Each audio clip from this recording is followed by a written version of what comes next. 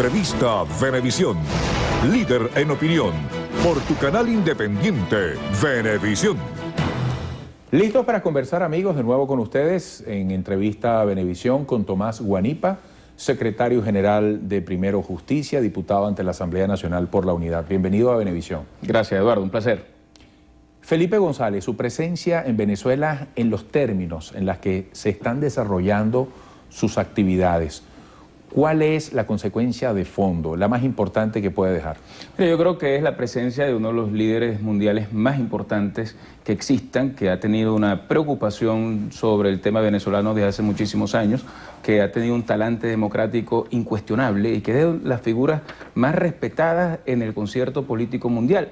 Viene a Venezuela, producto de la crisis que está viviendo, invitado por un sector que es la Unidad Democrática para constatar la situación de los presos políticos. Ha tenido una actuación, por cierto, ya se fue de Venezuela, por una actuación absolutamente responsable, muy cuidadosa en términos de lo que significa lo que él representa, y lo que ha tenido por parte del gobierno es una andanada de ofensas que demuestra claramente el aislamiento del gobierno nacional y el profundo irrespeto que se siente por quien pueda pensar o tener una opinión distinta al gobierno.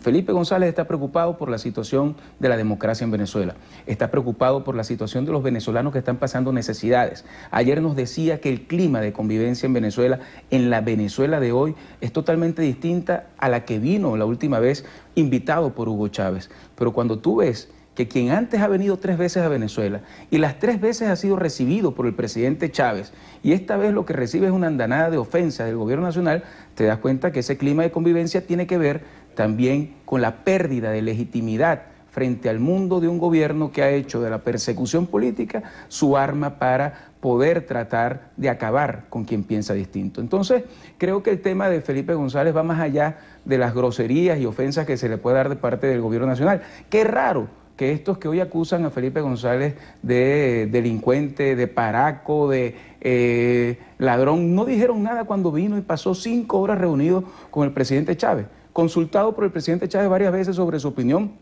en distintos temas nacionales. Ahora resulta que para el gobierno de Maduro este es un traidor a la patria, o como pudiera decirse, un enemigo de la patria. En ese sentido, nosotros deploramos lo que ha sido la retórica del gobierno nacional, nuestro respeto a Felipe González y nuestro agradecimiento a su preocupación por lo que está pasando en Venezuela. Se fue porque no se le permitió ir a ver a Leopoldo López y a Daniel Ceballos, que llevan ya más de 17 días en huelga de hambre, y en todo caso lo que sí dejó fue un compromiso para luchar, no solamente por la libertad de ellos, sino por lograr porque en Venezuela se pueda tener un proceso electoral con una veeduría internacional que garantice el resultado de quienes ganemos ese proceso electoral, de quienes ganen ese proceso electoral. Y en ese sentido nosotros lo que le pedimos, no solamente a Felipe González, sino a todos los líderes del mundo, que entiendan que se puede ser amigo de un gobierno, pero mucho más importante es ser amigo de las democracias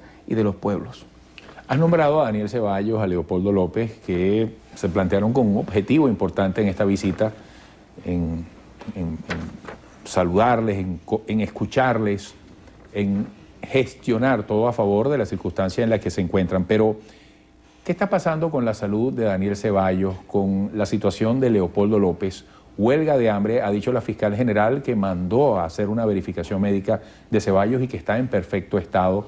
Voceros de Voluntad Popular ha dicho que particularmente Ceballos está en muy malas condiciones.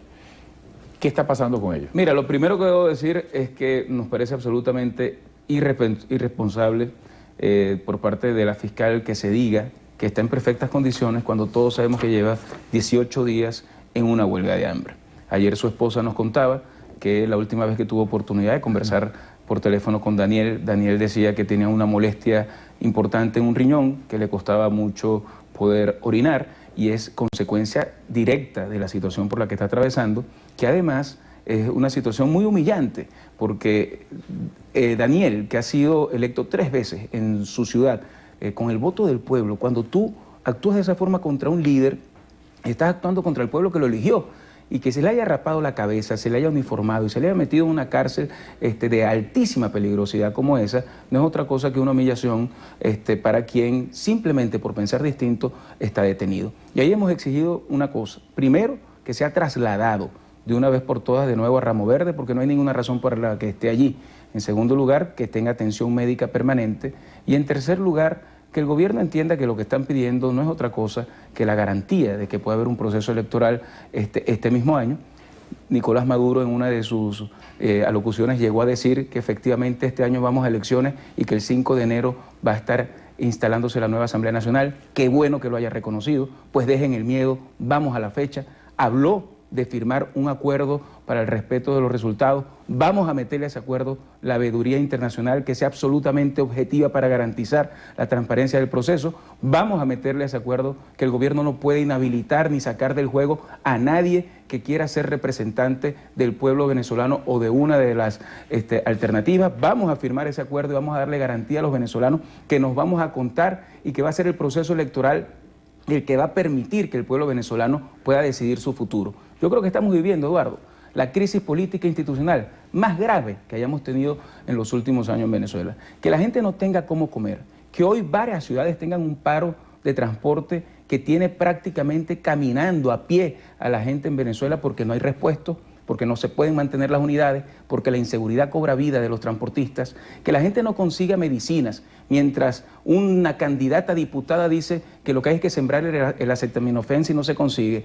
Te das cuenta que estamos en un nivel de irrespeto al ciudadano común y que el drama que está viviendo el pueblo es tan grande que la única alternativa que tenemos es poder votar y todos votando, uniendo al país en torno al cambio, pasarle factura al gobierno de Maduro, pero abrir las puertas al futuro también para que tengamos una nueva Asamblea Nacional que pueda permitir los cambios que el país está reclamando.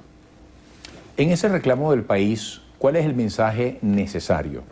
Quizás las circunstancias actuales obligan a una mirada lo más común posible de las dificultades que nos afectan a todos por igual, más allá del discurso político que se debe confrontar en toda cita electoral, porque hay que medirse. Ustedes que están en la calle, ustedes que necesitan conectarse con la gente, ¿qué han encontrado?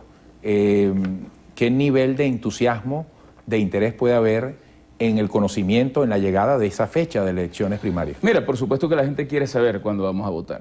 Y yo creo que existe, sobre todo en los sectores populares, Eduardo, una necesidad de poder buscar una salida a la crisis que estamos viviendo. Lo primero que existe es una palabra que me he encontrado en cualquier cantidad de barrios en Venezuela, es una profunda humillación y una gran indignación frente a lo que significa que una persona de 80 años tenga que hacer 4 horas de cola para poder conseguir azúcar, o que una mujer embarazada de 8 meses tenga que hacer colas durante 6 horas para conseguir pañales, o lo que significa recorrer 70 farmacias para poder conseguir la medicina para una niña que convulsiona. Todo eso que es la realidad que vivimos los venezolanos todos los días, obliga al venezolano a tener, por supuesto, un interés en participar y votar.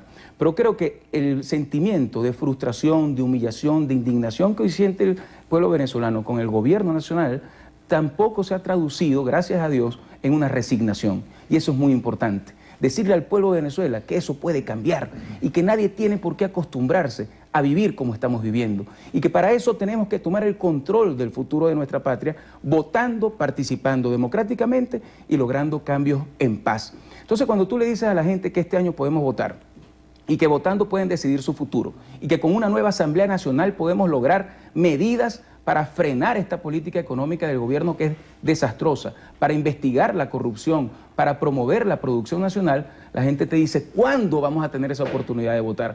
Y ahí yo creo que hay una gran posibilidad de convertir esa frustración en un gran entusiasmo, en una energía gigante que pueda reunir a más del 80% de los venezolanos en torno a la palabra cambio y en torno a la palabra futuro. Por eso yo creo que el gobierno no termina de dar la fecha. Por eso el gobierno hace declaraciones tan irresponsables como la del ministro de la Alimentación, que te dicen 2 meses eso va a estar resuelto porque estaremos en campaña, me imagino yo que será la razón, y ahí vamos a buscar unos alimentos. Y entonces la gente que ha pasado estos 2 años pasando necesidad y gente que hasta muerto, producto de no tener las necesidades básicas cubiertas, entonces eso no importa. O ver al ministro de Relaciones Interiores que te dice de una forma absolutamente desfachatada que él no cree en estadísticas, pero que él le jura a la periodista que la inseguridad está bajando cuando todos los días ves que esa no es la realidad. Pues el venezolano tiene derecho a rebelarse. Y la mejor forma de rebelarse es aceptando ir a hacer una cola, la cola de la dignidad y la cola de la esperanza, que es la cola de votar, la cola de poder sufragar. y que ese futuro nos pertenezca a todos los venezolanos. Por eso seguiremos luchando, no solamente por fecha, sino por condiciones y por respeto al resultado y sobre todo por el respeto a la decisión de la mayoría. Una nueva Asamblea Nacional es lo mejor que le puede pasar, inclusive a este gobierno que ya no tiene capacidad de resolver los problemas de los venezolanos. Venezuela está primero que un grupo enquistado en el poder y el pueblo venezolano tiene derecho a tener un futuro mejor. Muchísimas gracias, Tomás Guanipa. Gracias a ti, Eduardo. Hasta pronto. Secretario General de Primero Justicia, diputado ante la Asamblea Nacional por la Unidad. Vamos a la pausa, queda mucho más para ustedes.